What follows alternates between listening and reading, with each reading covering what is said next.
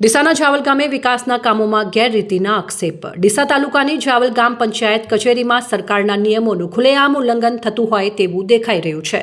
તેથી સરકાર દ્વારા ફાળવવામાં આવતી ગ્રાન્ટમાં ગેરરીતિ આચરાતી હોવાના લોકો આક્ષેપ કરી રહ્યા છે।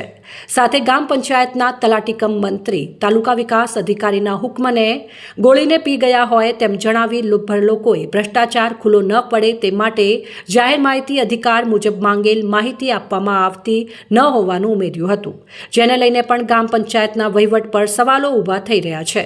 ત્યારે આજે જાવલ ગામ પંચાયતના ન્યાય સમિતિના ચેરમેન દ્વારા ખુદ તાલુકા વિકાસ અધિકારીને લેખિતમાં રજૂઆત કરાઈ છે, જેમાં ગામ પંચાયત તરફથી સરકારની ગ્રાન્ટમાંથી અનુસૂચિત જાતિના સ્મશાન ભૂમિમાં બનાવેલ પાણીની ટાંકીમાં અધૂરી કામગીરી હોવા છતાં પેમેન્ટ કરવામાં આવ્યું છે। આ દિવાલની કામગીરી ચાલી રહી છે અને જેમાં પણ હલકી ગુણવત્તાના મટીરીયલનો ઉપયોગ કરતા હોવાનું જણાવ્યું છે।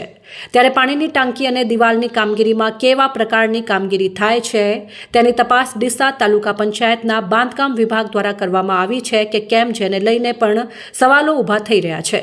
ત્યારે જાવલ ગામના સરપંચ પતિ ખુદ કબૂલ કરી રહ્યા છે કે પાણીની ટાંકી બનાવ્યા બાદ હજુ કનેક્શન જોડાણ નથી થયો, જ્યારે દિવાલની કામગીરીમાં ગેરરીતિના આક્ષેપના પગલે ગોળ ગોળ જવાબ આપવામાં આવી રહ્યા છે। જો કે બાંધકામ વિભાગના અધિકારીઓ દ્વારા જાવલ ગામે સ્થળ નિરીક્ષણ કર્યા બાદ પેમેન્ટ કરવામાં આવશે તેવું જણાવી રહ્યા છે અને જો ગેરરીતિ આચરાઈ હશે તો નિયમો મુજબ કાર્યવાહી કરવામાં આવશે।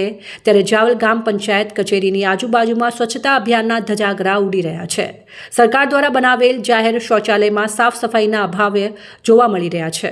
ત્યારે ડીસા તાલુકા વિકાસ અધિકારી દ્વારા જાવલ ગામની રૂબરૂમાં મુલાકાત લઈ રેકર્ડ તપાસ કરવામાં આવે તો અનેક ગેરરીતિઓ સામે આવી શકે તેવી શક્યતા સેવાઈ રહી છે।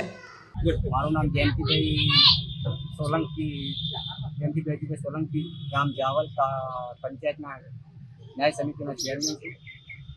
મારા સમસોન ભૂમિના વરંડાની રજૂઆત કરવા બાબત અમે 3 વર્ષથી આ સરપંચને તલાટીને રજૂઆત કર્યા તો અમારું અધૂરું કામ પૂરું કરતા નથી, તે માટે મેં અરજી કરવા આવેલ છે। કઈ જગ્યાએ તમે રજૂઆત કરવા આવ્યા છો? હાલ ડીસા તાલુકા કચેરી।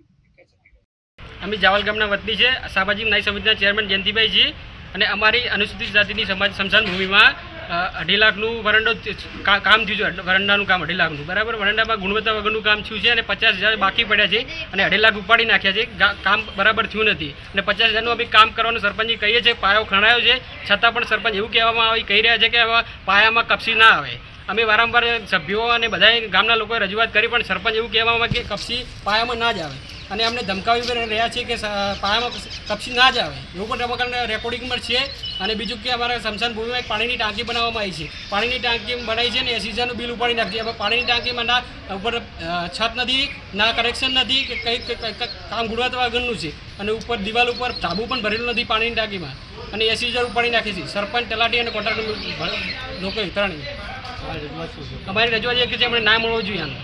આજે પણ રજૂઆત કરવા અમે નાયબ ટીડીઓ સાહેબ નહીં અને નાયબ ટીડીઓને અમે રજૂઆત કરી છે।